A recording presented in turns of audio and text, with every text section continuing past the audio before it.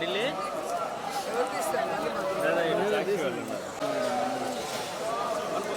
శ్రీనాథ్ అన్న కొంచెం అటు దిగనా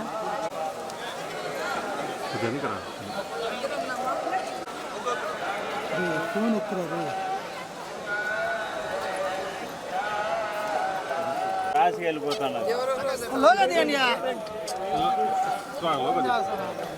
వెనకాల లోకల్ దిమ్మా కలిసి వచ్చావు నువ్వు అయిపోయినా మేడంతో పాటు వస్తున్నావా వైర్ ఒకటి మేడం కొంచెం చూడండి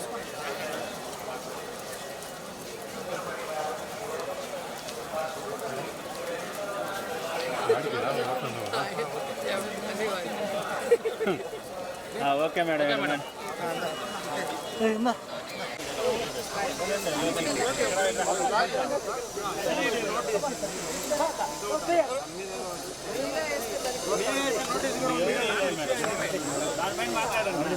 ఆంధ్రప్రదేశ్లో ఆడపిల్లలకి రక్షణ గురించి ఆలోచిస్తే చాలా బాధాకరంగా ఉంది.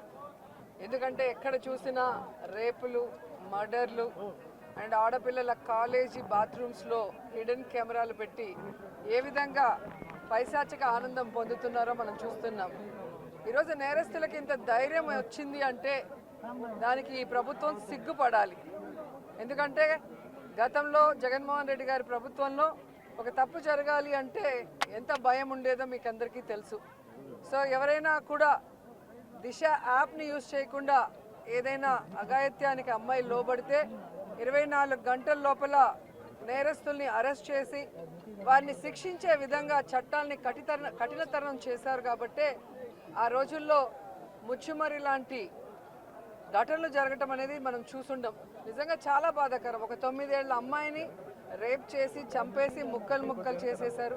60 రోజులు అవుతున్న అమ్మాయి శవాన్ని కూడా ఇంతవరకు తీసుకురాలేకపోయారు. అసలు ఆ కుటుంబాన్ని పరామర్శించడానికి సీఎం గారు కానీ హోంమంత్రి గారు కానీ వెళ్ళలేదు అంటే కారణం ఏంటో నాకైతే అర్థం కాలేదు. ఎందుకంటే మదనపల్లిలో ఫైల్స్ దగ్ధమయ్యాయి అనగానే డీజీపీ గారిని స్పెషల్ ఫ్లైట్లో పంపించిన వాళ్ళు ఎందుకు ముచ్చుమరికి స్పెషల్ ఫ్లైట్లో డీజీపీ గారిని కానీ లేదా సంబంధిత మంత్రి గారిని ఎందుకు పంపించలేదో నాకు అర్థం కాలేదు.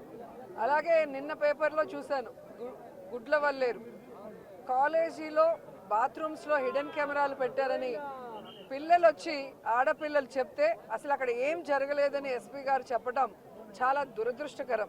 ఈరోజు 300 మంది పిల్లలు ఈరోజు న్యాయం కావాలంటూ ధర్నా చేస్తుంటే ఇప్పుడు విచారణ చేస్తామని దిగిరావటం అనేది మనమంతా కూడా గమనించాల్సిన విషయం. అలాగే ఈ ప్రభుత్వం వచ్చిన తర్వాత మీరు చూస్తే ర్యాగింగ్ భూతం ఎలా ఎక్కువైందో మనం కళ్ళారా చూస్తున్నాం.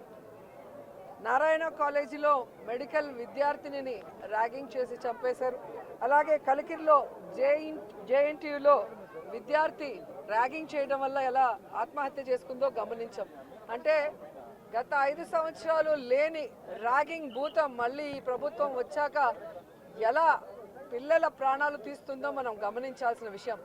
నేను ఈ ప్రభుత్వానికి ఒకటే చెప్పగలను, రెడ్ బుక్ రాజ్యాంగం మీద పెట్టిన దృష్టి ఇంట్రెస్ట్ పక్కన పెట్టి ఆడపిల్లకి రక్షణ కల్పించడంలో గౌరవాన్ని కల్పించడంలో మీరు ముందుండాలని కూడా వాళ్ళని కోరుకుంటున్నాను. మాట్లాడిన తర్వాత అలా అంటే ఎట్లాగా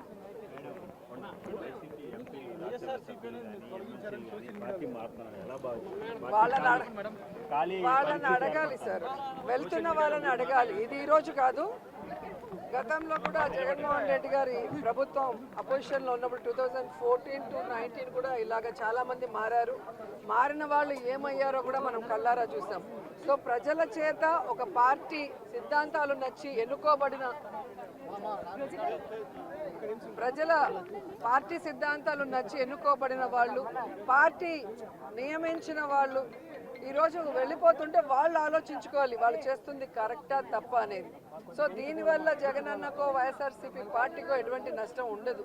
ఎందుకంటే ఎప్పుడూ కూడా పార్టీకి ద్రోహం చేసి వెళ్ళిన వాళ్ళని ఎవరూ కూడా గౌరవించరు, క్షమించరు. పార్టీకి లాయల్టీ